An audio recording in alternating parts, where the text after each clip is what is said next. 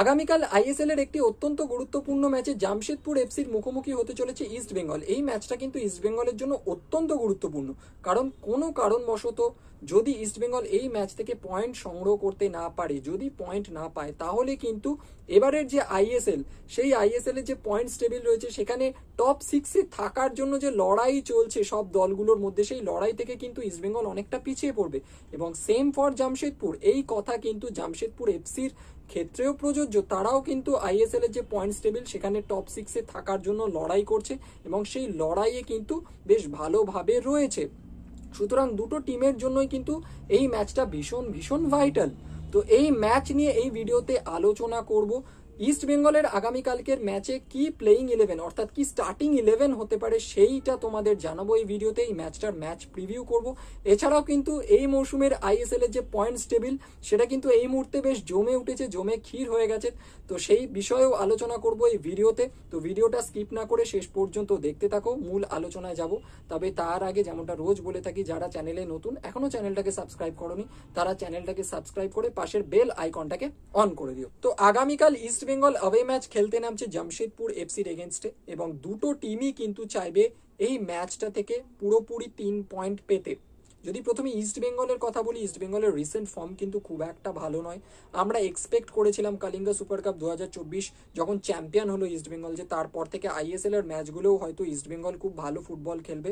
But Kalinga super cup 2024 জেতার পর থেকে যে ম্যাচগুলো আইএসএল এ ইস্ট বেঙ্গল খেলেছে, খুব একটা ভালো ফুটবল কিন্তু আমরা দেখতে পাইনি ইস্ট বেঙ্গলের প্লেয়ারদের থেকে। এবং তাদের যে ফুটবল, সেই ফুটবল কিন্তু ইস্ট বেঙ্গল সমর্থক এবং ইস্ট বেঙ্গল কোচ, ম্যানেজমেন্ট সবাইকেই বেশ চিন্তায় রাখবে। ইস্ট বেঙ্গল গত ম্যাচটা ডেফিনেটলি জিতেছে হায়দ্রাবাদ এফসির এগেনস্টে 1-0 গোলে। ক্লেইটন সিলভা গোল করেছিলেন। বাট সেই ম্যাচেও যে ইস্ট বেঙ্গল খুব ভালো ফুটবল খেলেছিল সেরকমটা কিন্তু বলা যাবে না। অপরদিকে যদি আমি জামশেদপুর এফসির কথা বলি, কালিঙ্গা সুপার কাপ 2024-এর পর থেকে এক অন্য জামশেদপুরকে কিন্তু আমরা দেখছি। খালিদ জামিলের আন্ডারে কিন্তু জামশেদপুর এফসি বেশ ভালো ফুটবল খেলেছে। সেখানে তারা মুম্বাইকে হারিয়েছে পিছিয়ে পড়েও, সেখানে তারা বেঙ্গালুরুর সাথে ড্র করেছে। এছাড়া তারা গত যে ম্যাচটা ছিল তাদের পাঞ্জাব এফসির এগেনস্টে আইএসএল এ, সেখানে কিন্তু তারা পাঞ্জাব এফসিকে 4-0 গোলে হারিয়েছে। সুতরাং বুঝতেই পারছো জামশেদপুর এফসি কিন্তু বেশ ভালো ফুটবল খেলছে কালিঙ্গা সুপার কাপ 2024-এর পর থেকে। তো সুপার কাপে যে জামশেদপুরকে আমরা দেখেছিলাম, সেই জামশেদপুর আর এখন আইএসএল এ যে জামশেদপুর এফসি খেলছে, সেই দুটো দলের মধ্যে কিন্তু, দুটো দলের ফর্মের মধ্যে কিন্তু আকাশ পাতাল ডিফারেন্স রয়েছে। সুতরাং ইস্ট বেঙ্গলের জন্য কিন্তু ম্যাচটা কোনোভাবেই ইজি হবে না। তো ইস্ট বেঙ্গলের আগামীকালকের ম্যাচে জামশেদপুর এফসির এগেনস্টে কি স্টার্টিং 11 হতে পারে সেই নিয়ে যদি এবার কথা বলি, তো দেখো ইস্ট বেঙ্গল 4-4-2 এই ফরমেশনেও কিন্তু আগামীকালকের ম্যাচটা খেলতে পারে জামশেদপুর এফসির এগেনস্টে। 4-2-3-1 ফরমেশনেও খেলতে পারে, 3-5-2 ফরমেশনেও কিন্তু খেলতে পারে। বাট আমরা জেনারেলি দেখেছি যে east Bengal coach Carlos Cuadrat কিন্তু 3-5-2 এই ফরমেশনে খুব একটা নিজের দলকে খেলান না। উনি 4 ডিফেন্সেই খেলান ম্যাক্সিমাম ক্ষেত্রে নিজের দলকে। তো আমরা এক্সপেক্ট করতে পারি হয়তো আগামীকালকের ম্যাচেও ইস্ট বেঙ্গল 4টে ডিফেন্ডার নিয়েই মাঠে নামবে। তো গোলে অবশ্যই প্রভসুখান সিং গিল থাকবেন আগামীকালকের ম্যাচে। দুজন সেন্টার ব্যাক হিসাবে হিজাজি মায়ের তো থাকবেনি।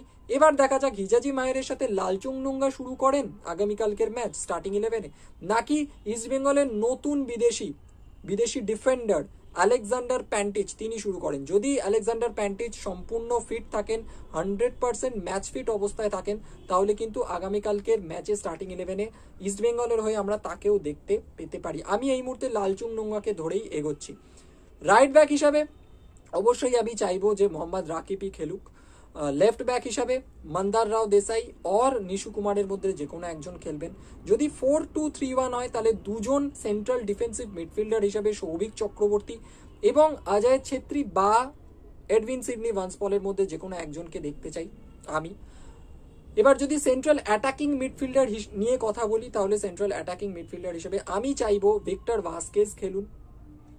দুই উইং দিয়ে নাওরেম মহেশ সিং এবং নন্দা কুমার। নাওরেম মহেশ সিং কিন্তু আগামীকালকের ম্যাচটায় কামব্যাক করছেন, তার কাট সমস্যা কাটিয়ে তিনি খেলবেন। লালচুং নুঙ্গাও তাই। এবং স্ট্রাইকার হিসাবে আমি চাই ক্লেইটন সিলভাই শুরু করুন স্টার্টিং 11-এ। কিন্তু যদি East Bengal coach Carlos Cuadrat আগামীকালকের ম্যাচে নিজের দলকে 4-4-2 এই ফরমেশনে খেলাতে চান, তাহলে গোলে অবশ্যই প্রাপসুকান সিঙ্গেল, 4জন ডিফেন্ডার ওরকমই হয়তো থাকবে যেমনটা আমি বললাম 4-2-3-1 ক্ষেত্রে। মাঝখানে সেন্ট্রাল ডিফেন্সিভ মিডফিল্ডার হিসাবে আমি সৌভিককেই দেখতে চাই, একজন central defensive midfielder. Central attacking midfielder হিসাবে অবশ্যই ভিক্টর ভাস্কেস, দুই উইং দিয়ে নাওরেম মহেশ সিং এবং নন্দা কুমার, এবং দুজন স্ট্রাইকার হিসাবে কিন্তু আমি ক্লেইটন সিলভার সাথে ফেলিসিও ব্রাউন ফর্বস এই দুজনকে দেখতে চাই। এবার যদি জামশেদপুর এফসির কথা বলি, জামশেদপুর এফসির কিন্তু ড্যানিয়েল চিমাচুকু রয়েছেন, সানান রয়েছেন, রেইতা চিকাওয়া রয়েছেন, অনেকগুলো ভালো ভালো প্লেয়ার কিন্তু জামশেদপুর এফসিতে রয়েছে। এছাড়াও কিন্তু এই কিছুদিন আগেই ইস্টবেঙ্গলে খেলে যাওয়া সিভেরিও তোড়ো, তিনিও কিন্তু এখন জামশেদপুর এফসিতে রয়েছেন।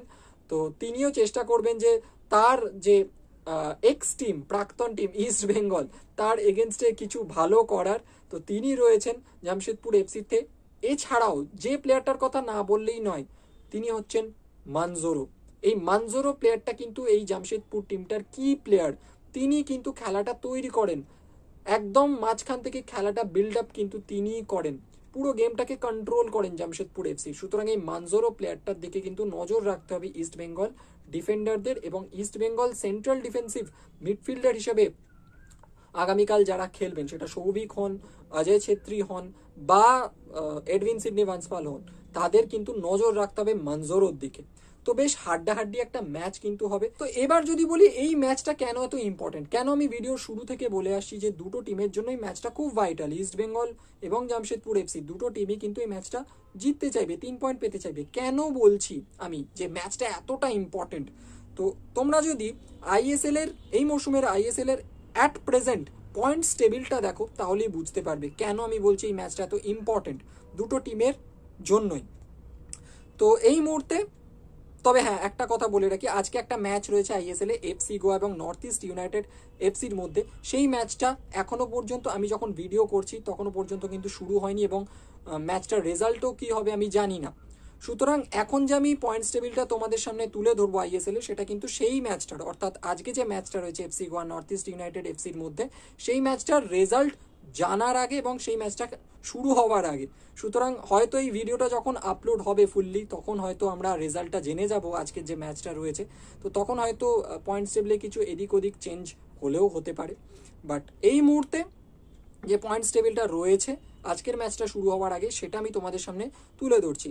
তো এই মরশুমের আইএসএল এ এখন পয়েন্টস টেবিলে, আইএসএল এর পয়েন্টস টেবিলে 1-এ রয়েছে ওড়িশা, 15 ম্যাচ খেলে 31, 2-এ মোহনবাগান 14 ম্যাচ খেলে 29, 3-এ গোয়া 13 ম্যাচ খেলে 28 আজকের ম্যাচটা হওয়ার আগে, 4-এ মুম্বাই সিটি এফসি 14 ম্যাচ খেলে 28 পয়েন্ট, 5-এ কেরালা ব্লাস্টার্স 15 ম্যাচ খেলে 26 পয়েন্ট। তো এই 5টা টিম মোটামুটি আইএসএল এর পয়েন্টস টেবিলে টপ 6 এর মধ্যে থাকছেই, এটা ধরে নেওয়াই যায়। কারণ এর পরে যে কটা টিম রয়েছে 6 থেকে 12 পর্যন্ত, 12টা ছেড়েই দাও, কারণ 12 নম্বরে রয়েছে হায়দ্রাবাদ এফসি, যাদের পয়েন্ট সংখ্যা 4। তো তারা কোনোভাবেই টপ 6 এর মধ্যে ঢুকতে পারবে না, এটুকু বলাই যায় এখন থেকে। বাট বাকি 6, 7, 8, 9, 10, 11 এই যে 6টা পজিশনে টিম রয়েছে, সেখানে জামশেদপুর 6, 7-এ নর্থ ইস্ট, 8-এ ইস্ট বেঙ্গল, 9 চেন্নাই, 10-এ বেঙ্গালুরু, 11-এ পাঞ্জাব। এই 6টা টিমের মধ্যে যে কোনো টিম, যে কোনো একটা টিম কিন্তু, একটা বা দুটো টিম কিন্তু টপ 6-এ আসতে পারে। আমি একটা টিমের কথাই বলবো, কারণ কেরালা ব্লাস্টার্সের পয়েন্ট 26, তারপরে যে পয়েন্টগুলো রয়েছে 6 থেকে 11 যে স্পটের টিমগুলো, তাদের কিন্তু পয়েন্ট রয়েছে Jamshedpur 17, north east 16, east Bengal 15, Chennai FC 15, Bengaluru 15, Punjab 14। তো এই টিমগুলো ওই কেরালা ব্লাস্টার্সের টপকে চলে যাবে, সেটা কিন্তু এই মুহূর্তে দাঁড়িয়ে এক্সপেক্ট করাটা মুশকিল। আমি বলছি না যে হবে না, হতেও পারে, বাট অ্যাট প্রেজেন্ট আমি বলতে পারি যে 6th স্পটটার জন্যই কিন্তু 6টা টিমের লড়াই হচ্ছে। তো সেখানে জামশেদপুরের পয়েন্ট এই মুহূর্তে 16 ম্যাচে 17 এবং ইস্ট বেঙ্গলের 14 ম্যাচে 15। সুতরাং যদি জামশেদপুর আগামীকালকের ম্যাচটা জিতে যায়, তাদের পয়েন্ট হবে 20 17 ম্যাচ খেলে, এবং ইস্ট বেঙ্গলের থেকে যাবে 15 ম্যাচ খেলে 15। যদি ইস্ট বেঙ্গল ম্যাচটা জিতে যায়, ইস্ট বেঙ্গলের পয়েন্ট হবে 15 ম্যাচ খেলে 18, জামশেদপুর থেকে যাবে 17 ম্যাচ খেলে 17। সুতরাং যদি ইস্ট বেঙ্গল জেতে, তারা কিন্তু একেবারে লাফ দিয়ে বলা যায় নম্বর স্পটটায় চলে যাবে। বাট এগেন আই রিপিট, আজকে যে ম্যাচটা রয়েছে এফসি গোয়া এবং নর্থ ইস্ট ইউনাইটেড এফসির মধ্যে, সেই ম্যাচে যদি রেজাল্ট ধরো নর্থ ইস্ট জিতে গেল, তাহলে কিন্তু নর্থ ইস্ট সোজাসুজি 6-এ চলে যাবে। সেক্ষেত্রে আগামীকাল যদি ইস্টবেঙ্গল জিতেও যায় তাহলেও কিন্তু তারা 6-এ যেতে পারবে না, কারণ ইস্টবেঙ্গলের জিতলে পয়েন্ট হবে আগামীকাল 18, আর আজ যদি নর্থ ইস্ট জেতে পয়েন্ট হয়ে যাবে 19। সেক্ষেত্রে ইস্টবেঙ্গল কিন্তু 6-এ যেতে পারবে না, হয়তো সেক্ষেত্রে 7-এ থাকতে পারে আগামীকাল ম্যাচ জিতলেও। তো আজকের ম্যাচটার ওপরও অনেক কিছু ডিপেন্ড করছে। বাট যদি ধরে নিই যে আজকের ম্যাচটা নর্থ ইস্ট ড্র করলো বা হেরে গেল এফসি গোয়ার কাছে, তাহলে কিন্তু ইস্টবেঙ্গলের কাছে সুযোগ থাকবে আগামীকালকের ম্যাচটা জিতে 6-এ চলে আসার। বাট যদি জিততে না পারে, সেক্ষেত্রে কিন্তু অনেকগুলো স্কোপ খুলে যাবে জামশেদপুর এফসির কাছে, অনেকগুলো স্কোপ ওপেন হয়ে যাবে অনেক কটা টিমের জন্য। জামশেদপুর এফসির কাছে সেখানে সুযোগ চলে আসবে টপ 6-এ থেকে যাওয়ার, 6th স্পটটায় থেকে যাওয়ার। সেখানে নর্থ ইস্ট ইউনাইটেড এফসি আরও একটা সুযোগ পেয়ে যাবে, আর যদি ম্যাচ হেরেও যায় এফসি গোয়ার এগেনস্টে, আরও একটা সুযোগ পেয়ে যাবে। চেন্নাইন এফসি কিন্তু সুযোগ পেয়ে যাবে ভালোভাবে ফিরে আসার, কারণ তাদের পয়েন্ট সংখ্যা 15 এবং ম্যাচ খেলেছে 14। সুতরাং ইস্ট বেঙ্গল এবং চেন্নাইয়ের কিন্তু পয়েন্ট সংখ্যা এবং ম্যাচ সংখ্যা দুটোই সমান। বেঙ্গালুরু এফসি তাদেরও কিন্তু সুযোগ হয়ে যাবে, তারা কিন্তু 15 পয়েন্টে রয়েছে। পাঞ্জাব এফসির কাছেও কিন্তু সুযোগ হয়ে যাবে, তাদের পয়েন্ট কিন্তু 14। সুতরাং বুঝতে পারছো লাস্টের যে 6টা টিম রয়েছে, লাস্ট 6টা নয়, লাস্ট টিমটা ছেড়ে দাও, হায়দ্রাবাদ তারা কোনোভাবেই আসতে পারবে না, এটাই ধরে নেওয়া যায় এই মুহূর্তে দাঁড়িয়ে। বাট তার ওপরে যে 6টা টিম রয়েছে, তারা কিন্তু যে কোনো একটা বা দুটো টিম কিন্তু টপ 6-এ আসতেই পারে। তো সেই জন্য ইস্ট বেঙ্গল কিন্তু এই মুহূর্তে চাইবে প্রত্যেকটা ম্যাচ থেকে পয়েন্ট তুলতে, সেটা 1 পয়েন্ট হোক 3 পয়েন্ট হোক। 3 পয়েন্ট হলে তো খুব ভালো, 1 পয়েন্ট হলেও কিন্তু মন্দ হবে না, বাট পয়েন্ট তুলতেই হবে ইস্ট বেঙ্গলকে। এবার যদি আমি লিগ শিল্ড জয়ের কথা বলি, সেখানেও কিন্তু বেশ ইন্টারেস্টিং ব্যাপার, কারণ ওড়িশা, মোহনবাগান, গোয়া, মুম্বাই, কেরালা ব্লাস্টার্স কিছুটা পিছিয়ে পড়েছে, আমি এই মুহূর্তে দাঁড়িয়ে সেটাই বলবো। বাট ওই 4টে টিমের মধ্যে কিন্তু যে কোনো টিম লিগ শিল্ড জিততে পারে। সেখানে সবচেয়ে বেশি অ্যাডভান্টেজ পজিশনে কিন্তু রয়েছে গোয়া, তারপরেই রয়েছে মোহনবাগান, তারপর কিন্তু ওড়িশা এবং মুম্বাই সিটি এফসিও রয়েছে। সুতরাং 4টে টিমের মধ্যে যে কোনো একটা টিম কিন্তু লিগ শিল্ড জিততে পারে।